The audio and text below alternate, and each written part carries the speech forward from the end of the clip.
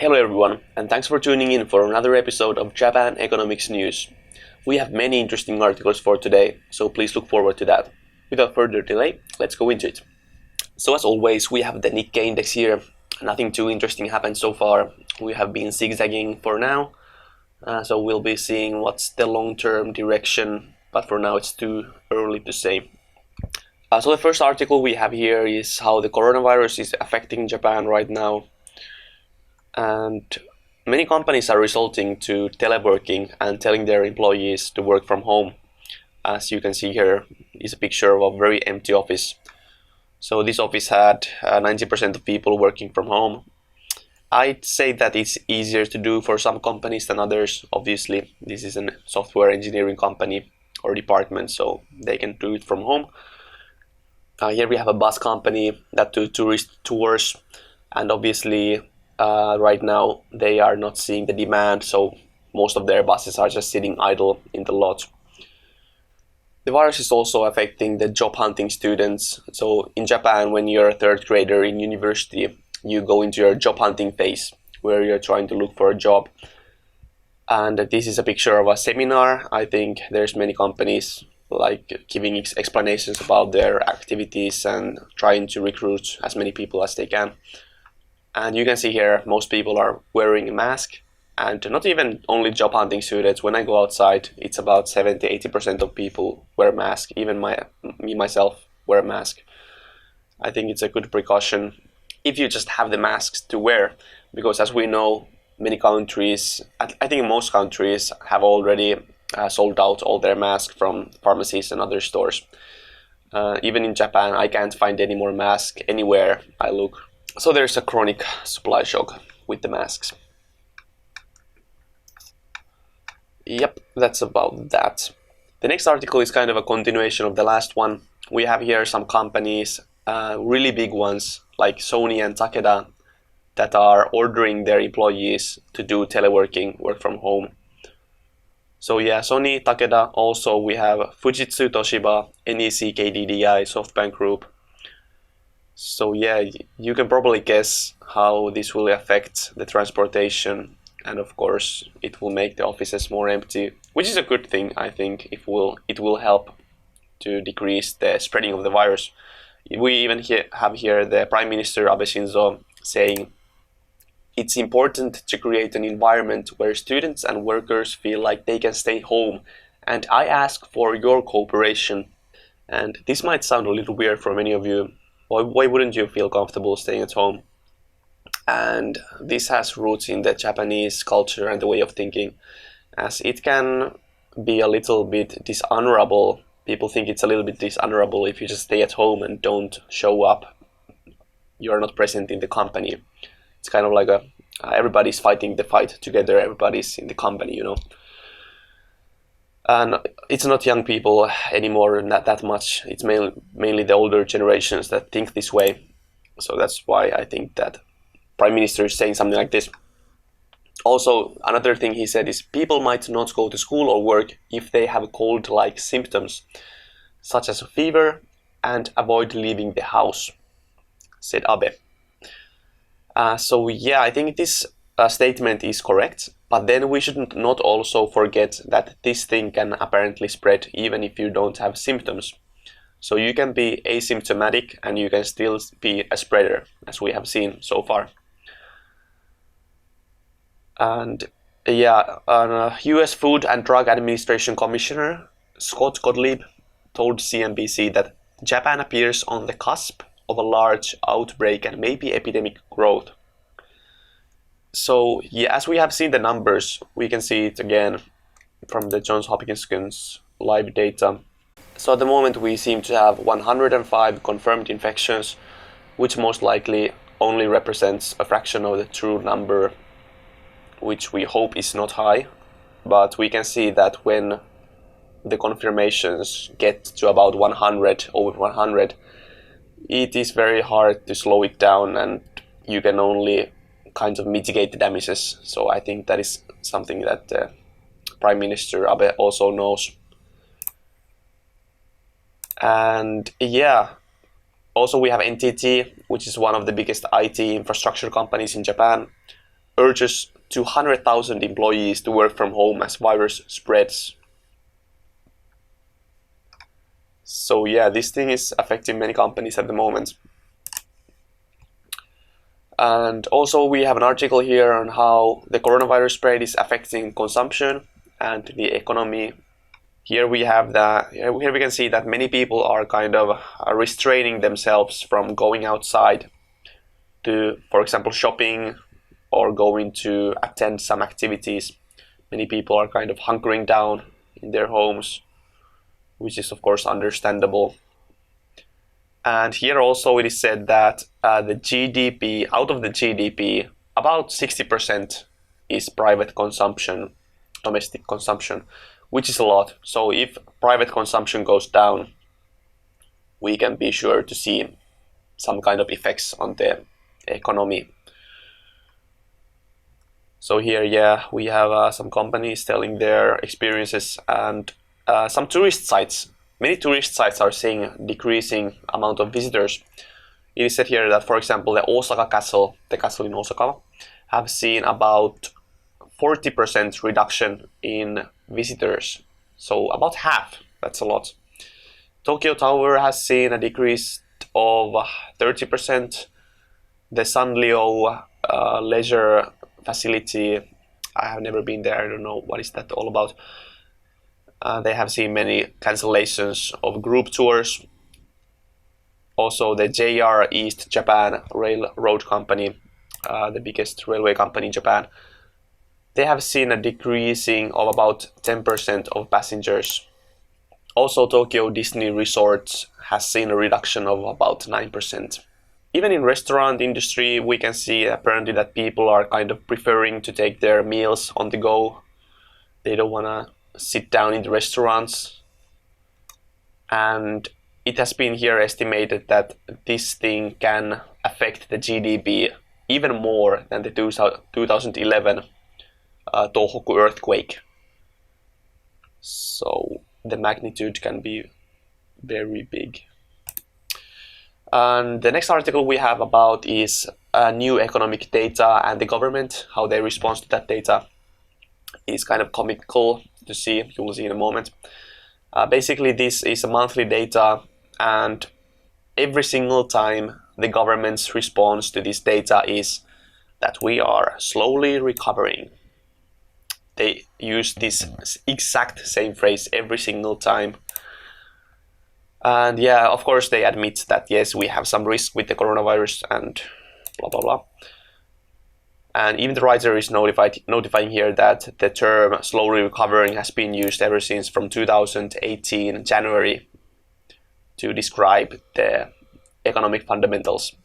Even though many times you can objectively see that the economic data is worsening, but they are still using this phrase. So the reason that they claim the economy is slowly recovering seems to be the job numbers, so basically the low unemployment rate, and also the income that they say has been slowly increasing.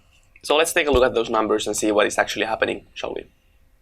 So first here we have the unemployment rate, which is indeed decreasing, and it is really low right now, about 2% unemployment, which compared to other countries is one of the lowest ones I have seen. But something you should know about this number is the way how they calculate this. And this is how they do it. So to be considered unemployed, there are 3 requirements you have to fulfill. So first, during the survey, when they do the survey, at that moment, you have to had not done any work at all. So basically you have, for the period, you have no work at all. You're completely unemployed. And the second requirement would be if you had work, if there's somebody would offer you a job, you would be ready to take it at the moment's notice right now. The third requirement is that you have been actively looking for a job. So you can notice that from these requirements, we are not taking into account discouraged workers who are not looking for a job, for example. And even those who have a part-time job where they have one single day in a week where they are working, these people are considered to be employed. So we must not forget that when we see the 2% number. In this graph here, we can also see the ratio of the full-time employees to the not full-time employees, who are basically contractors and part-time workers. So from 2002 to 2017, this is not up-to-date chart, but nevertheless, we can see how the ratio has risen in favor of non-full-time employees. So right now, maybe over 37% of people are working in a non-full-time job. So they have a part-time or a contracting position. And I think that for some people that, yeah, this can be a good place to work. It has flexible times and all of that. But then again, many other people would want to have the stability of a full-time job. And they are maybe making a compromise when working part-time. Next, let's see how the wages have been doing. This is the real wages where we have the 1977, the year 1977 as 100. So basically we are comparing to this year to see how the wages have progressed. And we have many other countries here. The green one is Sweden, here's Australia, and so on. And guess which one is Japan?